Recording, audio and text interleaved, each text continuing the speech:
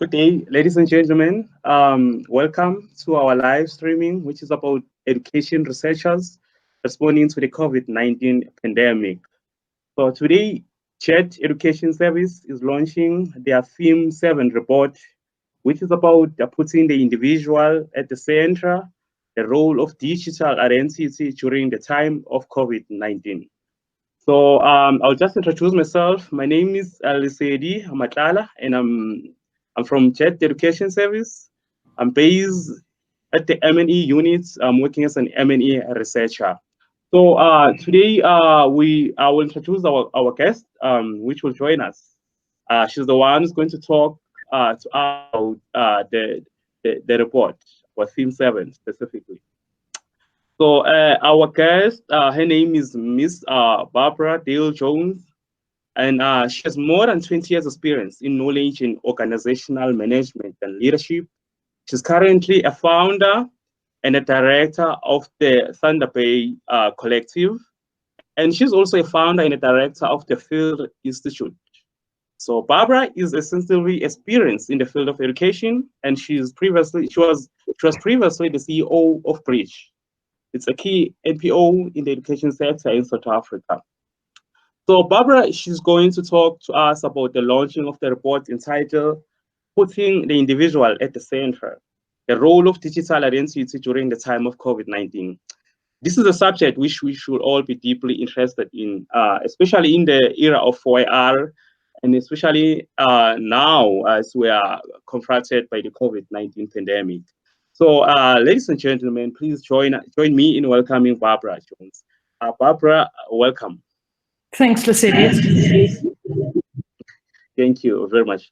So, I'll ask you the first question, which is, please tell us about your involvement and your role in the research camp. What was your role specifically? Thanks, Lesedi.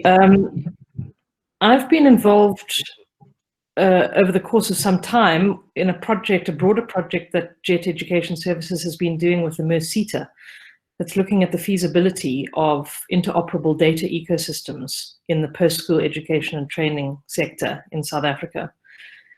And because of my involvement and interest in this area, I was approached by Jet when they launched this bootcamp and asked whether I would look at the issue of data in relation to education and consider that broadly, but also consider it specifically during the time of COVID-19 and have a look at what COVID-19 and this global pandemic is doing regarding the issue of student data and what the pandemic is teaching us about data and how it's handled.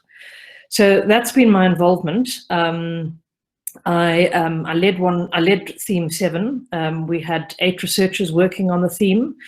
And with myself and my colleague Moore Manda from the MERSETA, we led this research to consider the issue not just of data during the time of COVID-19, but very specifically the issue of self-sovereign identity, or SSI. Okay, thank you very much. So what was the main purpose or the objectives of this particular theme? So the main objective was to consider whether self-sovereign identity can be utilized in education, whether there are use cases that demonstrate that SSI is being used in education globally, and to what extent that is successful, for us to consider whether that could in turn shine a light on education in South Africa, where we could look at a possible use case for SSI in education in South Africa. And the final purpose was to consider what the COVID-19 pandemic, as I mentioned earlier, is teaching us about SSI and its usage. Okay, thank you very much. So for us who don't know what this self-sovereign identity is, what is it and how is it related to our personal data? So let's just take a step back and talk about data. I think it's commonly spoken about that data is the new gold. You mentioned the 4IR. We're in this period where the greatest power taken is by those organizations and companies that have our data.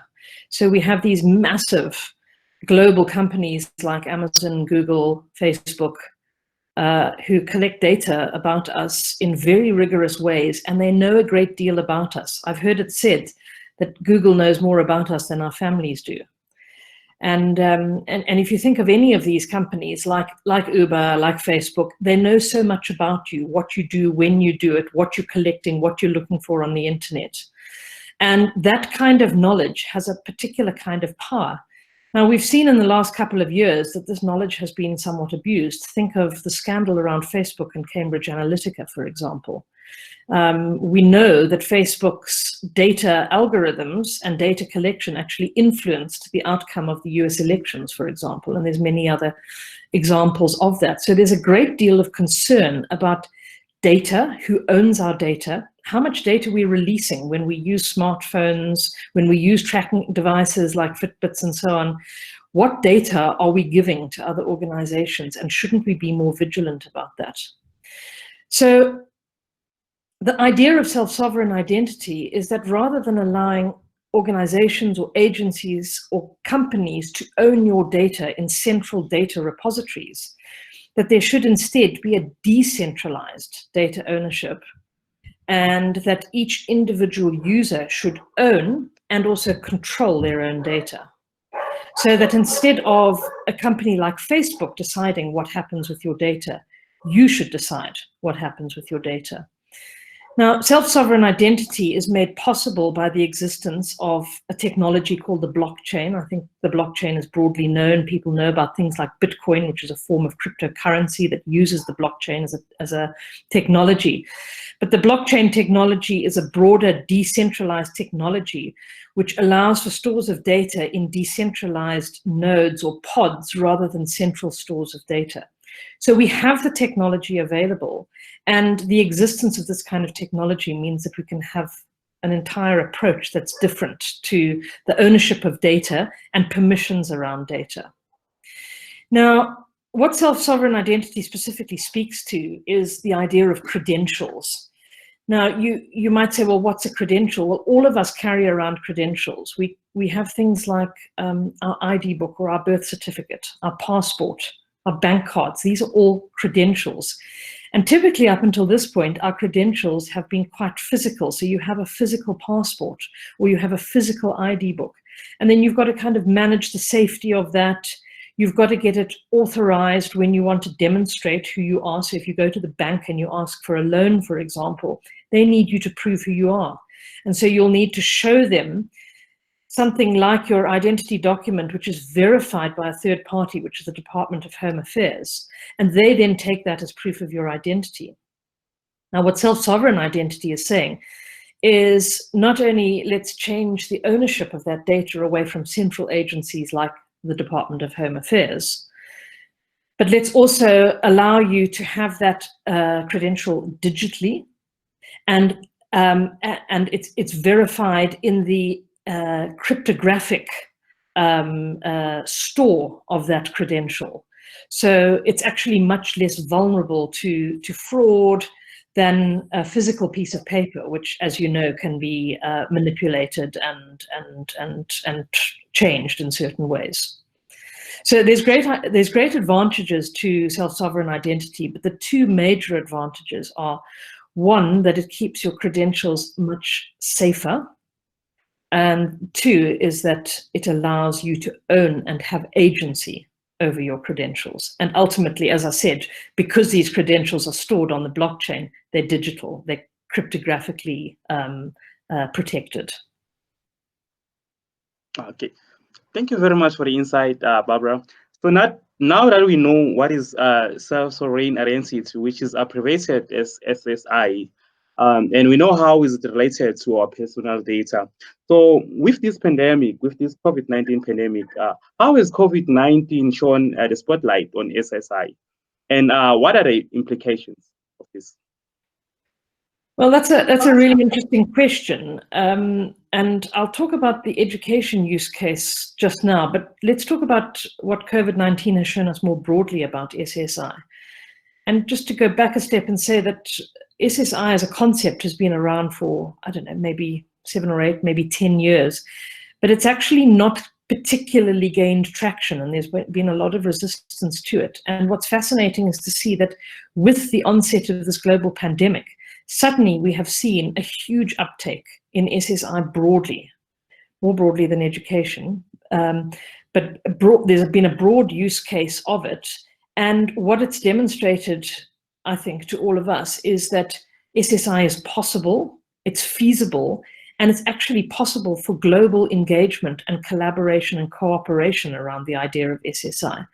So there's a couple of instances that I want to cite that show this. For example, there's a global initiative that involves 60 different companies across the globe that's looking at COVID-19 credentials. So it's the idea behind this credentials initiative is it's a bit like a yellow fever certificate. The idea being that when you want to travel going forward, you're most unlikely to be able to travel unless you can demonstrate that you've either had, when the vaccine comes, a vaccine against COVID-19, or that you're immune from it, or that you've actually had it and you've got sufficient antibodies. And so what is currently being built and rolled out as a test case is this credentials initiative, which is using self-sovereign identity. So instead of individual governments tracking and tracing your behavior and your movements and then attesting to your COVID-19 status, this is something which could allow for a hospital, for example, to test you and to store your test results on the blockchain, but for you to have power over who gets to see that data. We're seeing a very worrying trend internationally with COVID-19, where governments are actually struggling to get this pandemic under control and to know how to handle it in their countries. And so they're turning towards techniques such as mass surveillance and contact tracing in order to try and understand who's doing what where and which citizen groups are at risk. Now, this obviously makes sense from a health data point of view, and it makes sense in a global pandemic. But there's a very real risk that governments or agencies or organizations or for-profit companies might get hold of this data and use it for means other than for public health. So I think what we're seeing is the rise of alternative, safer, decentralized opportunities like SSI, and this credentialing initiative is a very good example of it, where your data can be much safer and where you can have much greater agency of your data over your data. Because the real risk for citizens, both at a national level and at a global level, is that we'll have shifts in political systems if there is such mass surveillance taking place, and we really don't want that to happen. Another thing that's worth mentioning is a South African initiative called the COVID-ID app that's been launched by researchers and innovators at the University of Cape Town, which is also using self-sovereign identity to gather data about people and their movements and their status regarding COVID-19. So without going into all the details of that, we've seen a couple of instances already of SSI being used with COVID-19. I'm very clear that it is possible. As I said earlier, it's possible for there to be global cooperation around this, and it's possible to very quickly roll out use cases and instances of SSI. So what does this mean for education then? Because it's really in education that this bootcamp is interested. Well, credentials work in education as well, just like we have credentials like passports and ID books and bank cards that I spoke about earlier. We've also got credentials like degrees or diplomas. Education institutions issue credentials. Now, what's under discussion with this particular theme's focus is the possibility that we could decentralize data ownership in education in South Africa. And instead of having educational institutions or big systemic agencies owning our data, we could have individuals in a decentralized blockchain-based system having ownership and control over their data. So part of the purpose of this theme was to look at, are there examples of this happening internationally? And the answer is yes, there are. We found several of those. They're written up in the case study. And they're showing us that an alternative way of learner credentialing in education is possible. So, you know, one of the findings of this particular piece of research is that SSI is an effective way of issuing and verifying digital transcripts. And this is really important for learners in terms not only of just establishing and gathering their own CV and credentials, but also in terms of demonstrating to prospective employers, for example, that they have these credentials and they are who they say they are.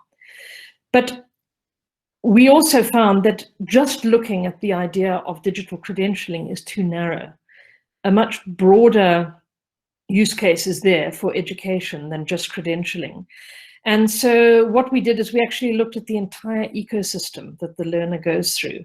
And we realized that SSI could be used in the entire ecosystem. So if you had to consider, for example, learners at universities, instead of having physical learner cards, you could use SSI, you could give each learner their own cryptographically protected learner identity number.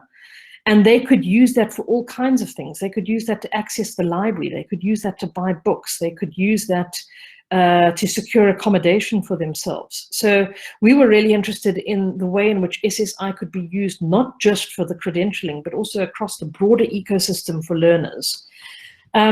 We were also very struck by how SSI can be used to match labor supply and demand. So it's a way of really, in a very detailed and nuanced way, ensuring that there's a linkage between the needs of industry and what educational institutions are preparing learners for. I mentioned earlier that I've been interested in working with JET on an interoperable data ecosystem project. And we also found that SSI can be used very ideally for ensuring the interoperability of data ecosystems. So if you think of all of these different networks of data that we have just in our own country, there's all of the networked data around higher education, around the TVET education, the basic education sector. There's network upon network, and each of those have their own sub-networks. In turn, South Africa is just one network of educational data in a much broader global network. All of these networks can be connected by SSI. It can allow for an interoperable exchange, but very powerfully, it reduces the fraud, as I said, and it really raises the agency of individuals and allows them to control their data and to prevent it from being used for nefarious or undermining purposes.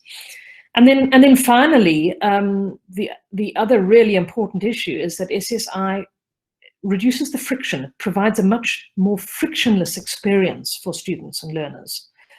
You take away all the need for them to actually go along and apply to study and prove who they are and give their credentials and then try and gather a CV and go off into the world of work and demonstrate that they actually have the degree that they say they have. If all of this sits on the blockchain, all of this is controlled by individuals, and they can demonstrate it when they choose using SSI, they can have a much more effective and much less friction-filled experience. So to go back to your original question, this is the kind of value that we saw demonstrated and being used already in COVID-19, and that we really believe could be utilized in education in South Africa and globally. Thank you very much, Barbara, for going into detail and explaining to us how it's related to the education sector. Because research bootcamp specifically, it was about the researchers are responding to the COVID-19 in the education sector specifically. So thank you very much for that. Now that we understand the implications of COVID-19 into SSI, so what are the core challenges in the immediate future, in your view? Well, I think for anything that's called the new gold, namely data, there's going to be a lot of contestation around who owns it.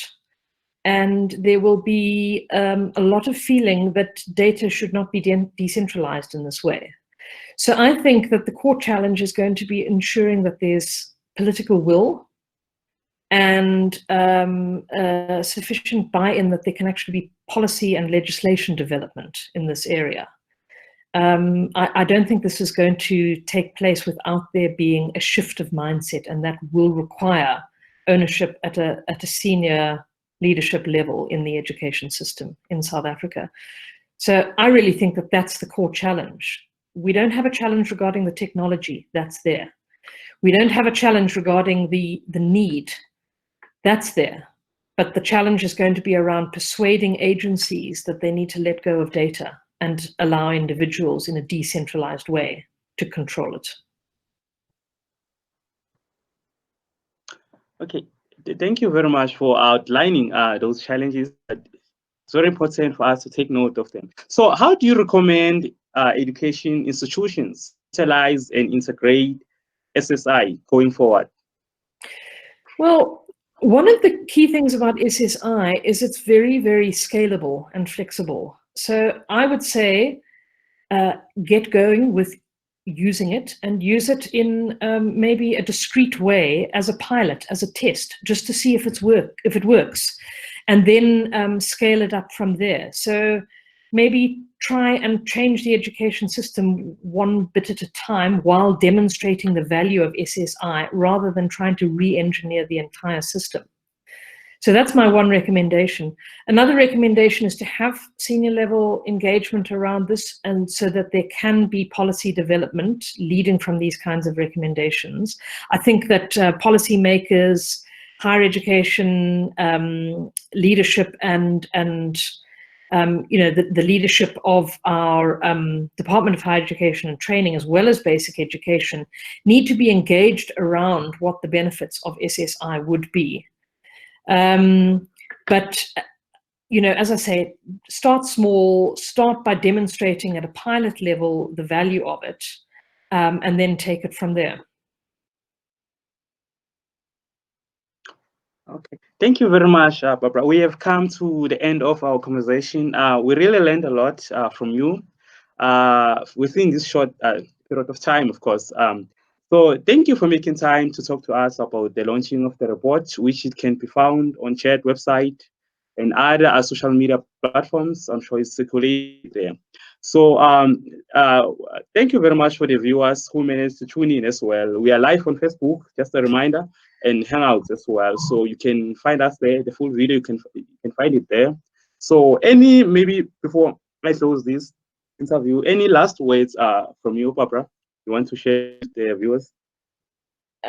Well, thanks, Lesedi, for this opportunity. And just to say that, in principle, I think the idea of each of us having control over our digital identities is one that we really must actively pursue. It's possible. And I think it's something that should be actively pursued by all of us. Okay. Thank you very much. It was really nice having you on this live stream. Good to be here. Thank you. Bye. Bye-bye.